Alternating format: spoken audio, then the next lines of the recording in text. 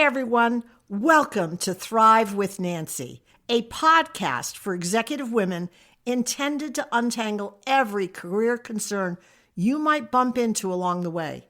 You'll hear tips for achieving your dream promotions and salary increases. I know you must be questioning how our podcast topic, the Pilgrim Leader's Journey, is relevant to you. Trust me, it is spot on. Oh my gosh, it was as I was reading David Whyte's chapter Pilgrim in his book Consolation that this podcast burst into my brain, almost fully formed, and I only saw the word pilgrim. Immediately, I began jotting ideas down fast and furiously as they streamed, tripping logically one after another in my brain. But then, can you expect anything less from an Irish poet with such an imagination, and most particularly David Whyte? I promise the insights will leave you measuring your career pathway with new ideas. And by the way, I did read the chapter, which added a bit of flavor to what we're about to talk about today. Yes, I agree with you. Pilgrim is an old-fashioned word to use in context to today's fast-moving business. Think about it, though. Pilgrim means to journey into a foreign land.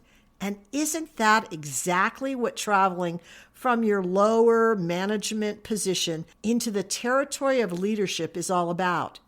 No question, the leap from one realm to another is shifting your mindset into a foreign landscape.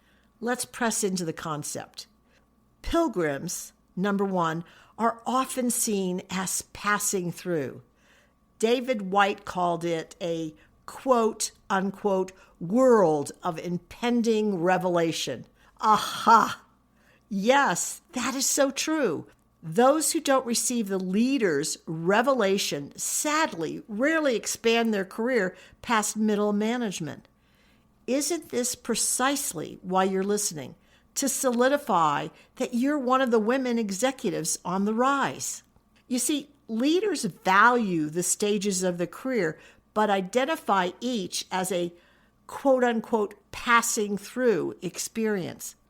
They appreciate and acknowledge that to carry on higher in any organization requires a consistent giving up of skills and behaviors that are comfortable performing now, and also they're consciously taking on new ways of being and thinking essential for success in the next territory, the next level they intend to inhabit. Leaders have a hoped-for destination concerning their career projection, and they're willing to take on new challenges to achieve their dream. There's a fluidity in their development plan. Hear that? From one knowledge skill set into another, with little resistance in their own self. They're always journeying with the question, who do I need to be to win at this stage of my career? When you're committed to the leadership journey, there's always what's next in your mind. Pilgrim's tip 2, loosen their grip on their quote-unquote already knowing. The reality is I coach clients in some way or another to stop leaning only into their already knowing. Too much of such an attitude has you seen as rigid, actually has you being rigid. Isn't that the last classification you want your boss or your company to have of you? Especially when you consider flexibility and resiliency are touted as a much sought-after attitude in leaders in today's marketplace. I found through the work and the interaction I've had through the years that head learning alone in some way locks you into this already knowing reaction without you even realizing it. I know. This must be confusing because much of your early expertise training was accumulating and using this method to gain recognition in your organization. Let me explain what I'm talking about. Try stretching your arms out straight in front of you, or envision doing so with your hands open to receive information. Now, Picture holding this new knowledge at arm's length. See yourself examining the data analytically with a magnifying glass to pick it apart. It's tapping into your intellect to assess whether you believe the information or you don't believe in it. When I see someone taking in knowledge in this manner, I know aha and breakthroughs will be limited.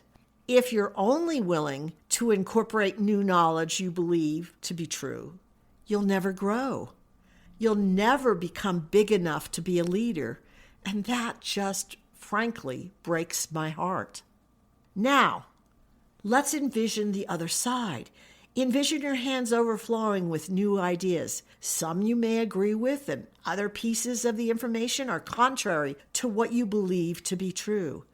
But instead of holding it out in front of your body to examine it, your arms draw the data inside you to explore for truth with more than your head alone.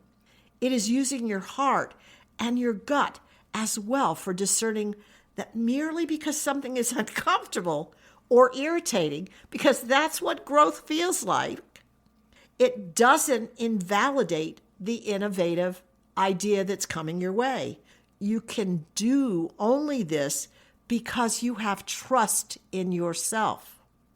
It's paying attention to expanding your range and contribution. It's choosing to take the filter of your already knowing from your brain's eyes. It is trusting yourself to grow and leave behind your comfort, to struggle and gain competency in whole new areas.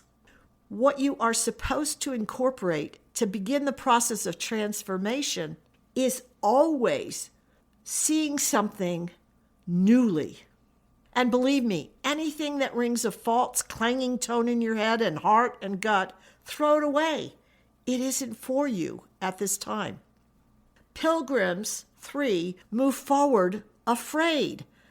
Rarely is anyone ready to trek into the unknown, but the brave few who determine to exert more control over their lives do that all the time. It is a matter of stepping out excitedly about new possibilities. It is a rare quality. Think about all the potential pilgrims in England who were just as frustrated and who wanted more, yet never gambled on an ocean journey to a new land. What kind of life did they have remaining safe? And never forget what a pilgrim attitude has done for us through leaders who carved out new territories, such as Jeff Bezos, risking his stable job as senior vice president of a hedge fund. He gave up everything. He gave up all of it to finance his crazy idea called Amazon that he had working out of his garage. What propelled him? As he said, I don't want to be an 80-year-old cataloging a bunch of major regrets in my life. Do you want to be listing your regrets? I don't think so. Or how about 40-year-old Vera Wang, who risked her secure job and stellar salary at Ralph Lauren to launch her label? Without which, I challenge you, would any of us have known her name, and would it ever have become the watchword of glamour it is today? Can any of us forget trailblazers throughout business history who chose to be pilgrims despite the warnings of others? Leaders like Bill Gates and Microsoft, Mark Zuckerberg and Facebook, Fred Smith and FedEx, Steve Jobs of Apple, Sarah Blakely of Spanx, or Elon Musk of, a litany of companies which we all know and follow today.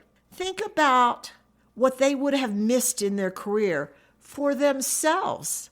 But more importantly, had they not risked all, think about all we would never have experienced today. So, really hang your hat on this one. Not taking chances is harmful. Just imagine what our country would look like had the pilgrims wearing their iconic hats never landed on these shores. I picture it would be a bit lackluster in innovation and growth, don't you? Generating positive, transformative results always rests in the choices you make. You have to understand that your rise to the top is always in your hands, even when sometimes it doesn't feel as though this is true. Your willingness to become a pilgrim in your career is an essential first step and second step and third step every step of the way. How committed are you to developing a mindset of a pilgrim? Are you planning on developing a passing through mentality or to loosen your grip on already knowing? Or are you moving forward even though you're afraid? My desire for you as a pilgrim is that you experience every day filled with joy, fulfillment, and purpose, and that your pilgrim journey opens doors to a fulfilling, continually expanding career into new territories. Aren't you ready to bring a strategic pilgrim viewpoint into being to support all your goals and dreams? I hope so. By the way, if you're looking for more, I'd love for you to check out the Your Strategic Edge program. You can partner with me, an executive coach who has aided thousands of men and women in unlocking secrets for expanding their careers into the unknown. I can do this for you too. Together, we explore diverse ways to bring possibility into being for you to realize your professional aspirations. Check out www.thrivewithnancy.com/executive/. I'd be delighted and thrilled to support you. Remember, no one ever makes it to the top or even arrives at a new destination alone. I'm thrilled you've listened to the Thrive with Nancy podcast. My intention is to offer quick tips designed for you to apply right away, ones that will boost your career immediately. I bet you're already considering ways to implement these new ideas. Perfect. Now, if you do me a favor, pass the podcast link on to those who will benefit, your friends and coworkers. Thanks so much.